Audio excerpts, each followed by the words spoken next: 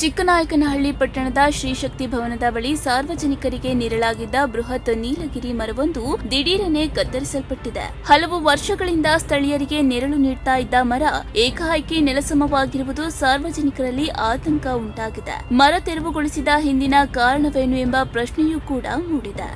ಯಾವುದೇ ಪೂರ್ವ ಸೂಚನೆ ಇಲ್ಲದೆ ಮರವನ್ನ ಏಕಾಏಕಿ ಕತ್ತರಿಸಿರುವುದು ಸ್ಥಳೀಯರಲ್ಲಿ ಹಲವು ಅನುಮಾನಗಳಿಗೆ ಕಾರಣವಾಗಿದ್ದು, ಸಾರ್ವಜನಿಕ ಸ್ಥಳದಲ್ಲಿದ್ದ ಮರವನ್ನ ಹರಾಜು ಪ್ರಕ್ರಿಯೆ ಮೂಲಕ ತೆರವುಗೊಳಿಸಲಾಗಿದೆಯೇ ಅಥವಾ ಯಾವುದಾದರೂ ಕಾಮಗಾರಿಯ ಹಿನ್ನೆಲೆಯಲ್ಲಿ ಮರವನ್ನ ಕತ್ತರಿಸಲಾಗಿದೆಯೇ ಎಂಬುದು ಸದ್ಯಕ್ಕೆ ಸ್ಪಷ್ಟವಾಗಿಲ್ಲ. ಸಾರ್ವಜನಿಕ ಸ್ಥಳಗಳಲ್ಲಿರುವ ಮರಗಳನ್ನ ಕತ್ತರಿಸುವುದು ಅಥವಾ ತೆರವುಗೊಳಿಸುವ ಸಂದರ್ಭದಲ್ಲಿ ನಿಯಮಾನುಸಾರ ಅನುಮತಿ ಹಾಗೂ ಅಗತ್ಯ ಪ್ರಕ್ರಿಯೆಗಳನ್ನ ಪಾಲಿಸಬೇಕಾಗುತ್ತದೆ. ಹೀಗಾಗಿ ಈ ಬೃಹತ್ ಮರವನ್ನ ತೆರವುಗೊಳಿಸಲು ಸಂಬಂಧಪಟ್ಟ ಇಲಾಖೆಯಿಂದ ಅನುಮತಿ ಪಡೆಯಲಾಗಿದೆ ಎಂಬ ಪ್ರಶ್ನೆಯೂ ಕೂಡ ಸಾರ್ವಜನಿಕರಲ್ಲಿ ಮೂಡಿದೆ.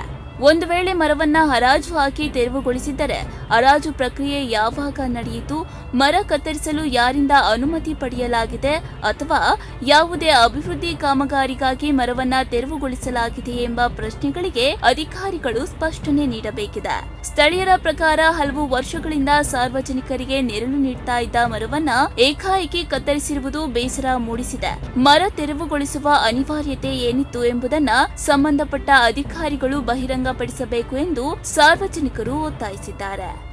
ಒಟ್ಟಿನಲ್ಲಿ ಶ್ರೀಶಕ್ತಿ ಭವನದ ಬಳಿ ಬೃಹತ್ ನೀಲಗಿರಿ ಮರ ನೆಲಸಮವಾಗಿರುವ ಘಟನೆ ಸಾರ್ವಜನಿಕ ವಲಯದಲ್ಲಿ ಚರ್ಚೆಗೆ ಗ್ರಾಸವಾಗಿದ್ದು, ಮರ ಕತ್ತರಿಸಿರುವ ನಿಜವಾದ ಕಾರಣ ಹಾಗೂ ಅನುಮತಿ ಪಡೆದಿರುವ ಬಗ್ಗೆ ಸಂಬಂಧಪಟ್ಟ ಅಧಿಕಾರಿಗಳು ಸ್ಪಷ್ಟ ಮಾಹಿತಿ ನೀಡಬೇಕಿದೆ.